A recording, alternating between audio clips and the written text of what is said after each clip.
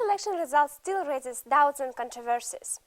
As the student union at St. Thomas University is recounting the ballots, Bailey White is here to explain why. This wasn't a simple numbers problem. Two people ran for Students' Union President, Mark Hennick and Craig Maserl. Hennick won by 47 votes, but right off the top there was trouble with this count. Maserl says that many of the ballots had his name cut off. You couldn't read Craig Maserl. All you could see was Azarol. And the so-called Azarol ballots were deemed spoiled. There were 42 spoiled ballots in all, and we don't know how many of those were the Azarol ballots. There are also reports that Craig Maserl, his name was obstructed in other ways, that the bottom of his name was trimmed off, so you could make it out, but it wasn't exactly fair.